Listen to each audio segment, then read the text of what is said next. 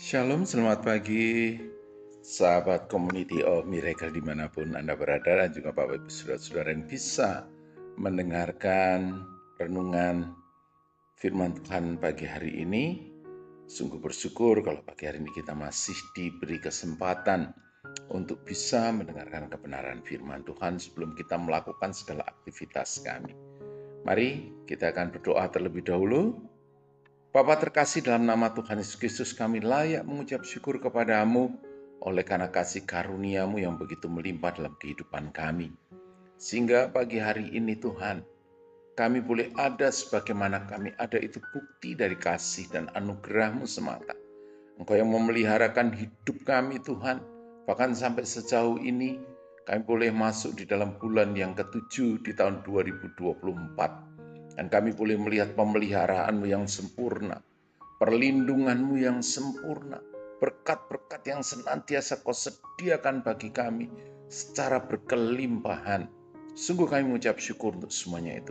Pagi hari ini kami rindu Tuhan, untuk mendasari seluruh aktivitas dan kehidupan kami dengan kebenaran firman-Mu. Roh Kudus Engkau yang menolong setiap kami, sehingga kami boleh memahami, bahkan mengerti, dan menjadi pelaku-pelaku firman. Hanya di dalam nama Tuhan Yesus Kristus kami berdoa dan mengucap syukur. Haleluya. Amin. Nah, Bapak Ibu saudara-saudara terkasih, pagi hari ini saya beri judul Kasih Karunia demi Kasih Karunia. Ya, jadi hidup di dalam kasih karunia demi kasih karunia. Kasih karunia seringkali dibicarakan, bahkan tertulis di dalam Alkitab, dan punyanya ada di dalam Perjanjian Baru, yaitu dengan apa? Realitas kegenapannya adalah dengan kedatangan Yesus Kristus. Kata kasih karunia yang dibicarakan dalam Perjanjian Baru ini merupakan terjemahan dari bahasa Yunani, yaitu charis, yang berarti kesukaan, kebaikan, ataupun berkat. Nah, kita dapat meneruskan kasih karunia itu kepada orang lain. Namun, ketika kita menghubungkan kata tersebut dengan Allah, kata tersebut akan jauh lebih bermakna. Kasih karunia atau anugerah tersebut ditunjukkan Allah dengan memilih, memberkati, dan menyelamatkan kita dari dosa dibandingkan dengan mengutuk kita. Selain itu, kata kasih karunia sebenarnya menunjuk pada sesuatu yang diberikan secara cuma-cuma tanpa ada harga yang harus dibayarkan. Nah, firman Tuhan untuk mendasari semuanya itu terambil dari Yohanes 1 ayat 16 sampai 17. Ya, Yohanes 1 ayat 16 sampai 17. Karena dari kepenuhannya kita semua telah menerima kasih karunia demi kasih karunia. Sebab hukum Taurat diberikan oleh Musa, tetapi kasih karunia dan kebenaran datang oleh Yesus Kristus. Sekali lagi, Yohanes 1 ayat 16 dan 17. Karena dari kepenuhannya kita semua telah menerima kasih karunia demi kasih karunia. Sebab hukum Taurat diberikan oleh Musa, tetapi kasih karunia dan kebenaran datang oleh Yesus Kristus.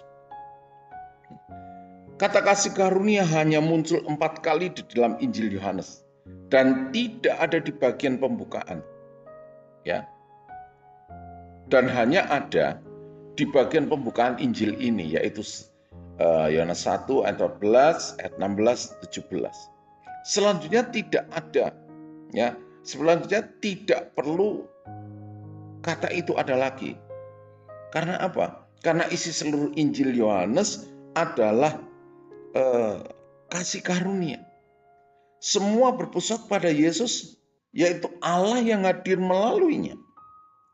Firman yang telah menjadi daging. Ya, kita ingat Yohanes 1 ayat 1, pada mulanya adalah firman, firman itu tinggal bersama-sama dengan Allah, dan firman itu adalah Allah sendiri. Nah, firman itu menjadi daging dalam rupa manusia, yaitu pribadi Yesus. Allah mau mewujudkan relasi secara utuh dengan manusia meskipun salib adalah resikonya. Kata kuncinya adalah kehadiran Allah secara penuh di dalam Yesus Kristus. Karena itu, mari, janganlah kita pernah berpikir bahwa Allah sudah tidak mengasihi kita. Hidup memang bisa diperhadapkan kita dengan berbagai persoalan, kesulitan, masalah. Namun kita tetap harus percaya bahwa Allah sudah dan akan terus mengasihi kita di dalam Yesus Kristus. Karena kita akan selalu menerima, yaitu kasih karunia demi kasih karunia. Hari demi hari, bulan demi bulan, tahun demi tahun, bahkan sepanjang hidup kita. Ini yang menjadi kekuatan bagi kita untuk melewati hari-hari ya dengan kasih karunia. Kasih karunia adalah kuasa yang diberikan oleh Tuhan bagi kita, yang memungkinkan kita untuk melewati hari demi hari dengan penuh dengan kemenangan. Oleh karena apa? Kasih karunia yang datang daripada Tuhan, kasih karunia yang datang daripada Yesus. Nah, dan kasih karunia ini jelas-jelas ya. Oleh karena kasih karunia, kita itu menerima keselamatan yang begitu luar biasa. Di dalam Efesus 2 ayat 8 dan 9. Sebab karena kasih karunia kamu diselamatkan oleh iman. Itu bukan usaha, hasil usahamu, tetapi pemberian Allah. Ayat yang ke-9. Itu bukan hasil pekerjaanmu. Jangan ada orang yang memegahkan diri. Nah, ayat ini jelas ya, bahwa keselamatan itu adalah hasil dari kasih karunia Tuhan.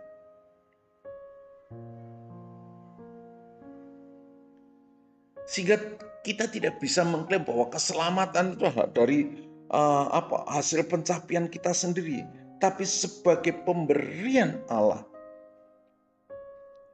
Dan melalui iman, itu adalah cara kita menerima anugerah Tuhan. Kita meyakini dan percaya bahwa karya penyelamatan Kristus yang diberikan oleh Allah kepada kita ini.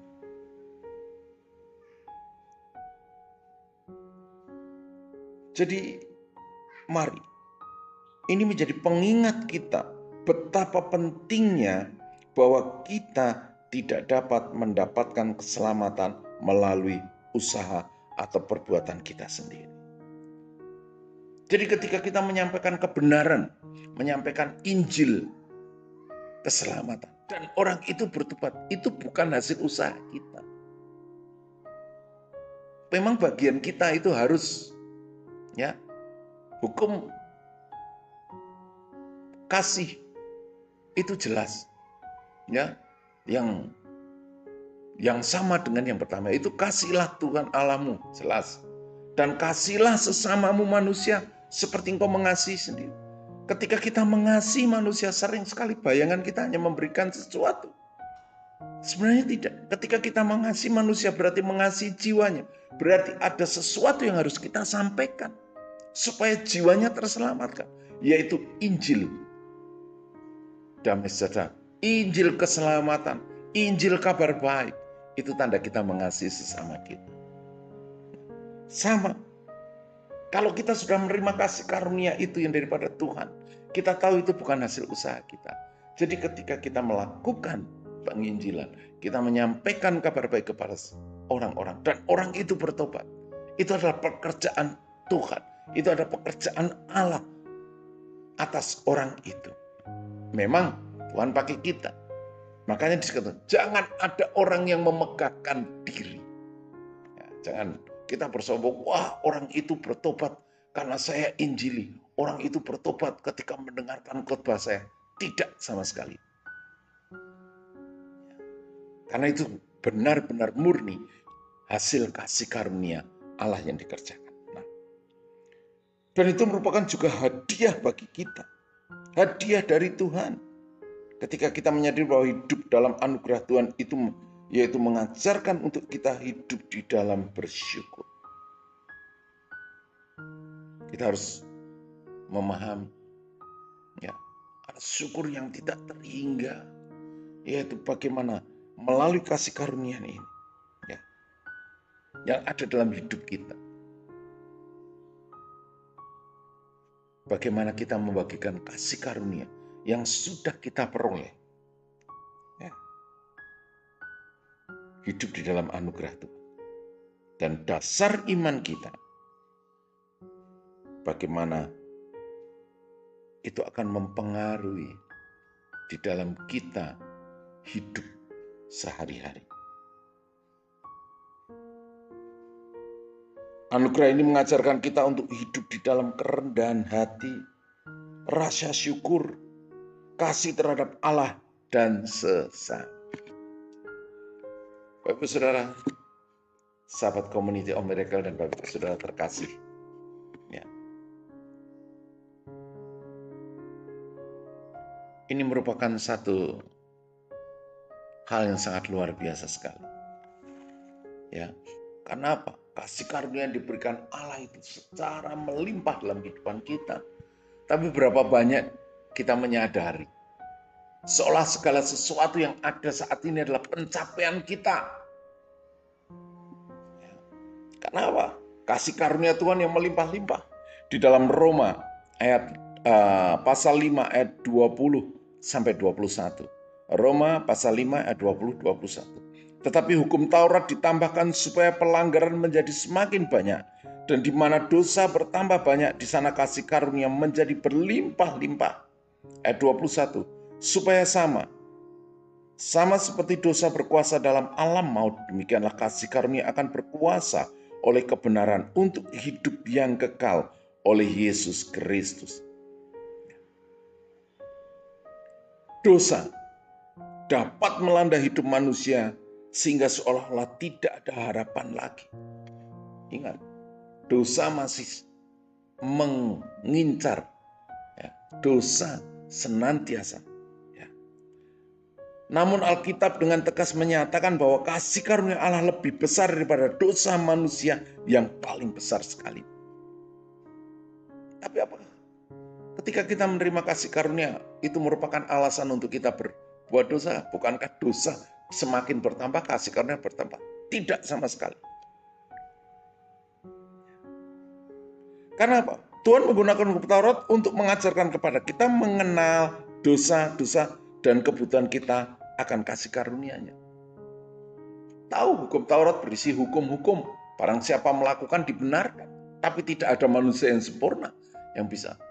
Nah, kasih karunia dalam Yesus Kristus itulah yang menyempurnakan.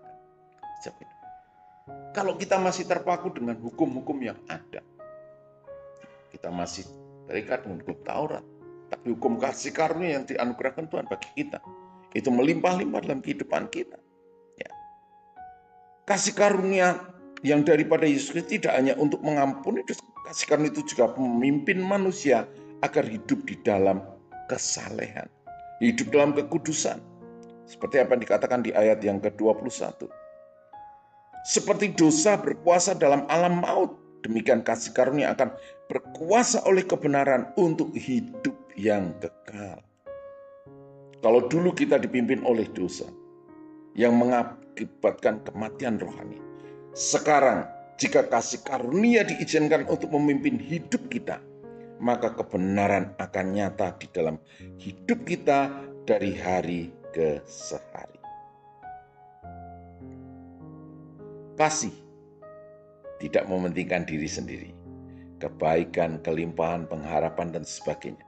Semuanya adalah aspek kualitas dari hidup kekal yang akan datang dari kasih karunia Tuhan kita Yesus Kristus.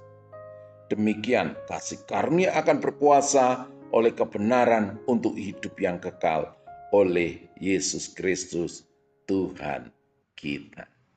Amin. Nah, puji Tuhan. Bapak Saudara terkasih. Ya, kalau kita diingatkan kembali akan kasih karunia Tuhan dalam hidup kita, mari kita merenungkan benar. Jangan sampai kita sia-siakan kasih karunia yang ada pada kita. Mari kita akan berdoa. Bapa terkasih, kami mengucap syukur untuk kasih karunia-Mu yang berlimpah-limpah dalam kehidupan kami. Sungguh, tanpa kasih karunia-Mu, kami tidak akan menjadi orang yang terselamatkan. Tapi melalui kasih karunia-Mu, kami punya pengharapan hidup kekal yang Kau anugerahkan bagi kami, yaitu keselamatan yang sudah Kau nyatakan melalui kasih, melalui pengorbanan-Mu di atas kayu salib. Dan menjadikan kami menjadi orang-orang yang berharga di hadapan Allah. Terima kasih untuk firman-Mu pagi hari ini. Ajar kami supaya jangan kami menyia-nyiakan kasih karunia yang Kau anugerahkan bagi kami. Ajar kami senantiasa rendah hati. Ajar senantiasa kami menyadari bahwa segala sesuatu yang ada pada kami adalah hanya oleh karena kasih karunia. Terima kasih Kau berkati komunitas ini Tuhan, dengan visi misi yang ada. Kau berkati pengurus-pengurus Community of Miracle dari ketua umum, ketua-ketua bidang, ketua seksi Tuhan, dan semua orang-orang yang ikut mengembangkan dan melayani di komunitas ini. Melalui komunitas ini, nama Tuhan dipermuliakan. Terima kasih Bapak, terima kasih. Mengucap syukur untuk semuanya. Hanya di dalam nama Tuhan Yesus Kristus. Haleluya. Amin. Shalom, Tuhan Yesus memberkati.